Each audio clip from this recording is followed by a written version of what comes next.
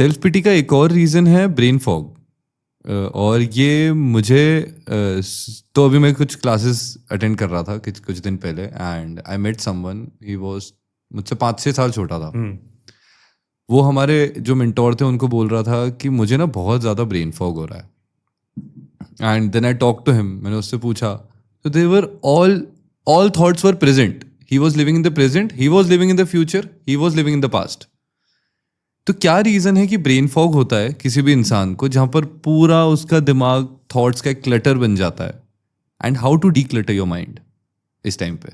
Look at that word fog. अच्छा, brain fog वगैरह ये जो बहुत बड़े बड़े जार्गन से मैं इतना इस्तेमाल नहीं करता हूँ। I understand one simple thing, fog मुझे समझता है। If there is lot of fog, how speed can you drive your car? Fog है एंड वी डोंट नो कि आगे क्या है, तो obviously you will drive slow.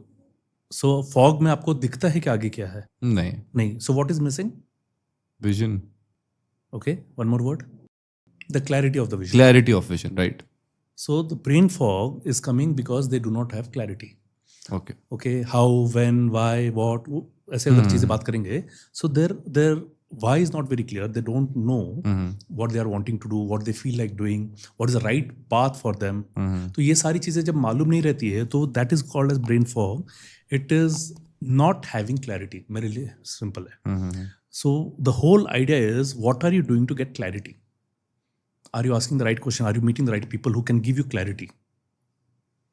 Clarity is the only answer. Clarity कैसे मिलेगी? Ask the right question to the right person. Right. What are you doing now? या जब भी कोई ब्रेन फॉग की बात करता है तो उसको हम ये तो बता सकते हैं कि ask the right questions to the right person. अब बात आ जाती है कंसिस्टेंसी पे और फोकस पे। ना वो कंसिस्टेंट है, ना वो फोकस्ड है, तो ना वो फोकस्ड तरीके से इंसान को ढूंढेगा, ना कंसिस्टेंटली उनसे सवाल जवाब करेगा। If someone is not consistent, not focused, give me 3 ways जिससे वो अपनी लाइफ में कंसिस्टेंसी और फोकस ला सकता है। Let's start with the clarity part only. आपकी स्पीड गाड़ी की तभी अच्छी रहती है जब सामने क्लैरिटी है, right. okay? So let's talk about clarity, about what are you really wanting. Let's say for example, any one goal that you are working for. This Project Shivang. Project Shivang, okay, what is the goal for it?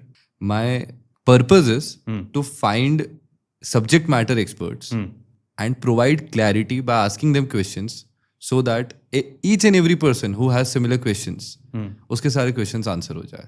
That is my purpose with Project Shivang. Purpose is to help people get clarity. Yes, Okay, to help simple, people get one clarity. language. Yes. So your purpose is to help people get clarity. Okay, so that's the purpose. अब वो purpose के पीछे एक process आ जाता है. You can do it through your podcast. You can do it through your own videos. Yes. Okay, you can read a book and say something about that part, right?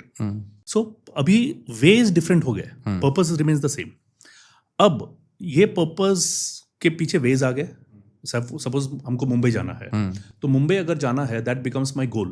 Purpose is because I have to attend a seminar there. So goal is to reach Mumbai. अब मुंबई पहुंचने का रास्ते अलग अलग है, तरीके अलग हो जाएंगे. मैं पैदल जा सकता हूँ, मैं साइकिल पे जा सकता हूँ, मैं बाइक पे जा सकता हूँ, मैं कार में जा सकता हूँ, ट्रेन में जा सकता हूँ, बस में जा सकता हूँ. अब ये मेरे रास्ते हो गए, पहुंचूंगा मैं एक ही जगह. राइट. अब ये मुझे तय करना है कि मुझे कब तक कितना जल्दी पहुंचना है. That will help me choose the vehicle.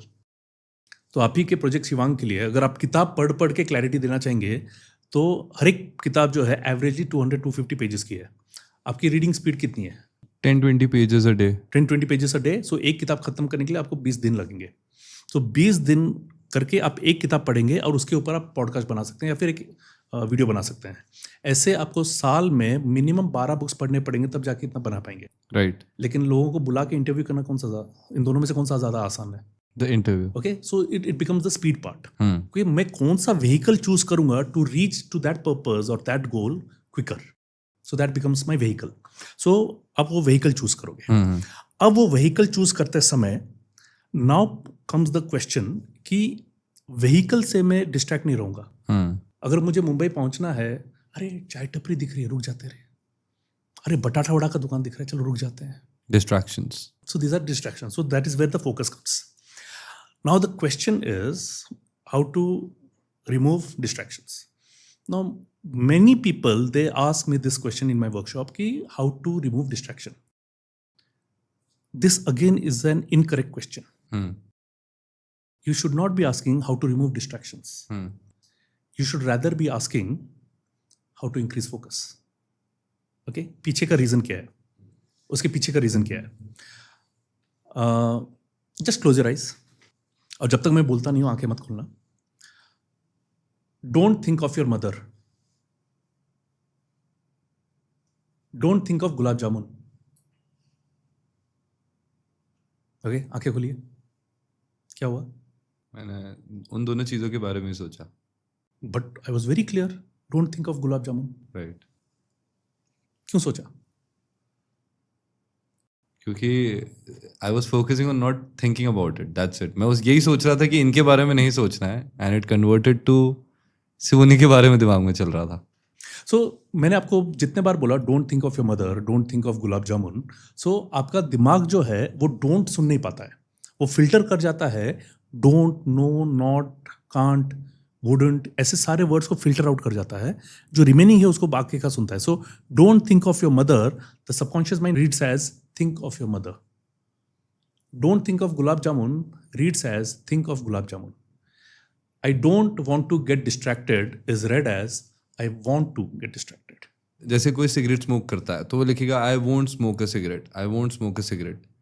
तो ऐसे तो फिर उसके एफर्मेशन सिर्फ सिगरेट के अराउंड ही रिवॉल्व करेंगे. हाँ, सो उसका subconscious mind is reading as I want to smoke cigarette.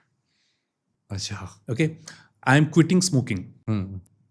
सुनने के लिए it's positive. Okay, now the subconscious mind आपको एक और भी चीज समझना है. आर यू नेचुरल और born Quetta?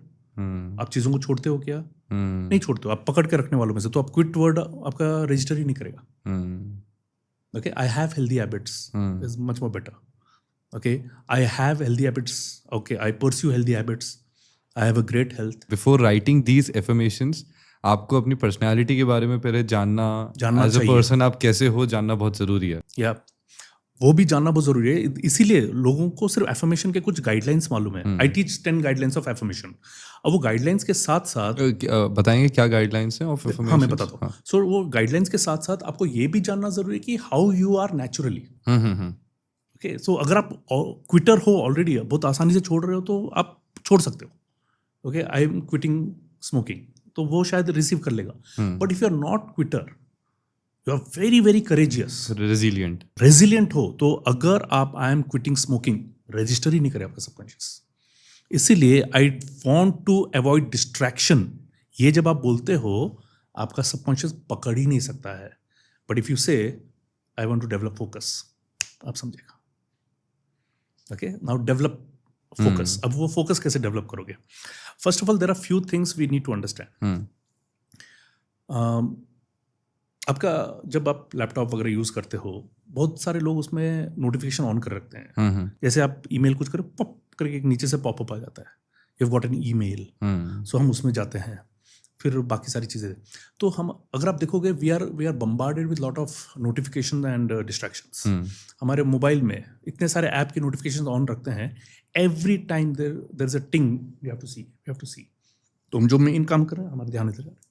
So we are surrounded with distractions. We are surrounded with lot of things. Right. Okay. तो deliberately आपके focus को बढ़ाने के लिए there has to be some minimization, some deletion of these notifications. Okay. Deliberately. Like for example, अभी हम ये बात कर रहे हैं, हमारे फोन कहाँ है? Okay. दूर है. हमारे फोन हमसे दूर हैं. हमारा फोन एयरप्लेन मोड पे है. Why? So that the conversation is focused here. Right. Okay. So हमने पहला स्टेप क्या किया? हमने डिस्ट्रैक्शन को मिनिमाइज कर लिया. What we did right now is something that we need to do. हमारे लैपटॉप पे नोटिफिकेशंस, हमारे मोबाइल के नोटिफिकेशंस जितना हम मिनिमाइज रखेंगे उतना हमारे लिए ज़्यादा ईजी रहेगा. ओके, वो चीज़. So you have to deliberately choose the things where you are normally getting distracted.